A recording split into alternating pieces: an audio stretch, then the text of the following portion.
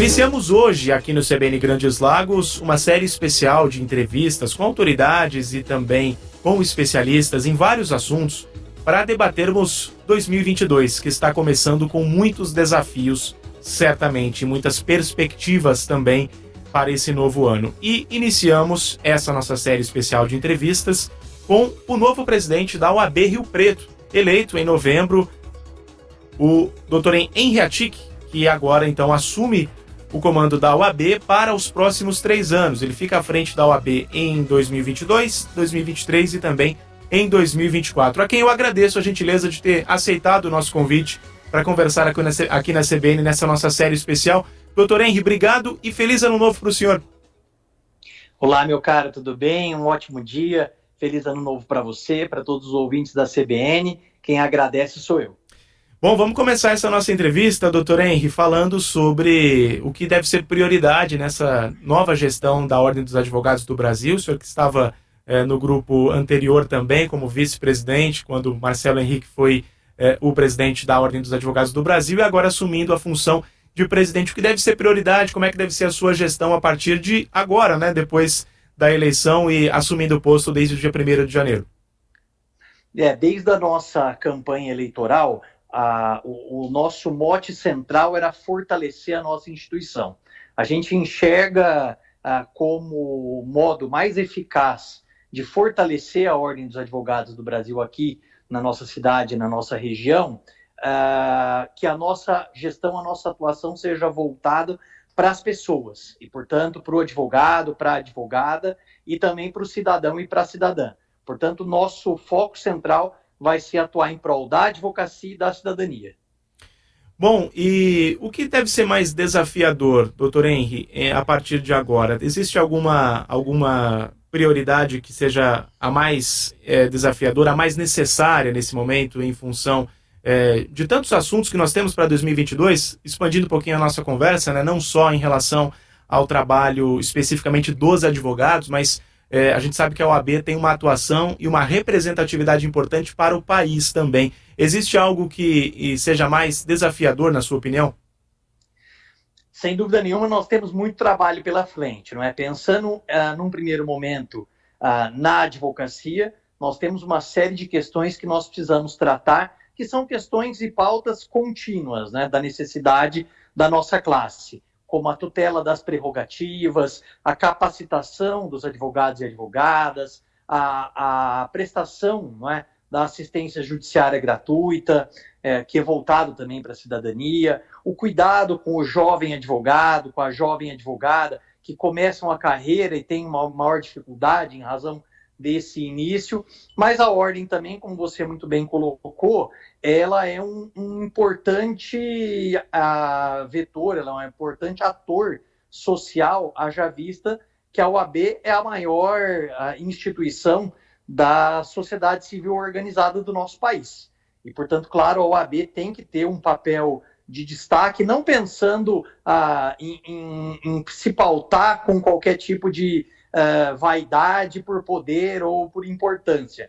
Mas como instituição grande que é, a OAB tem sim, né, que fazer e exercer essa sua participação dentro do cenário político e social. Eu costumo dizer, parafraseando o nosso presidente seccional, que terminou o mandato agora também no dia 31, presidente Caio, que a OAB ela tem que se manter numa distância média do poder público, nem muito distante que não possa conversar e nem muito próxima que fique misturada a ideia da OAB e do poder público. Nós temos que ser um fiscal.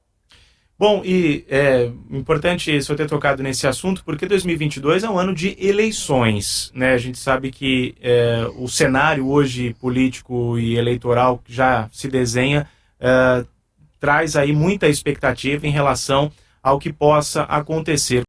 Qual deve ser a atuação da OAB em relação à ordem em relação às eleições, perdão? A gente tem, por exemplo, né, uma das questões que muito se comentou nos últimos anos é em relação à disseminação de notícias falsas, como, né, as fake news que podem aí ter interferido em eleições anteriores no Brasil e no mundo também.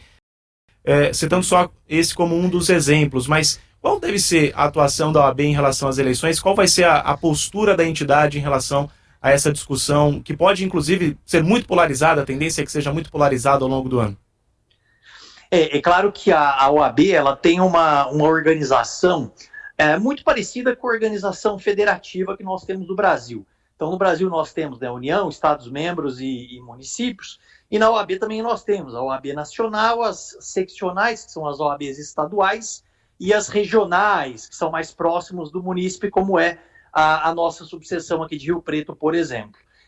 A gente responde apenas pela subseção aqui de Rio Preto, mas sem dúvida nenhuma eu posso afirmar que a posição da OAB como um todo, nacional, estadual e regional, deve ser de fiscalização e deve ser de combater fortemente qualquer tipo de ameaça ao Estado Democrático de Direito, qualquer uma. E as fake news são só um exemplo de uma medida extremamente perniciosa a qualquer democracia, a qualquer certame que se busque aí a verdadeira intenção do eleitor. E a OAB, portanto, tem que combater isso de forma intransigente. Em relação à pandemia, doutor Henry, também o sentido deve ser o mesmo, né, de atuar também, eventualmente, como fiscal, como alguém que vai acompanhar, talvez não tão de perto, mas não deixando também de se posicionar e de atuar em relação ao combate, porque a gente inicia 2022 ainda, né, tendo a pandemia como uma adversária nesse momento. Sem dúvida. Sem dúvida. E a OAB, muitas vezes, ela tem que se aproximar, sim, viu?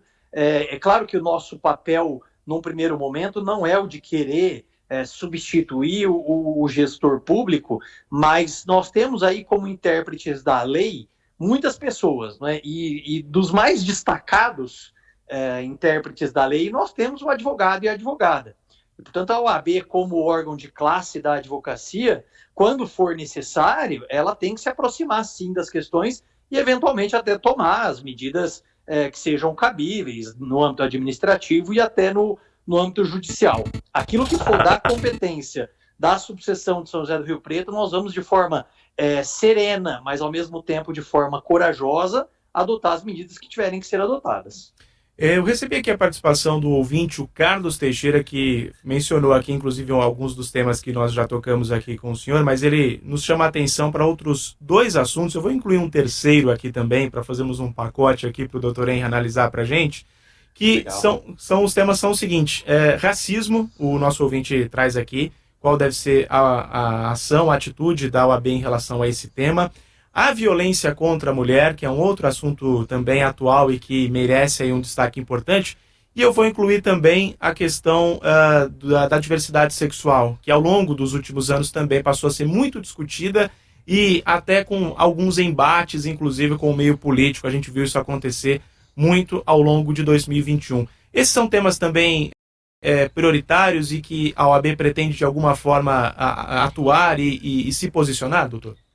Sem dúvida nenhuma, são temas caríssimos à sociedade, são temas caríssimos também à nossa ordem. Eu agradeço a participação aí do Carlos Teixeira.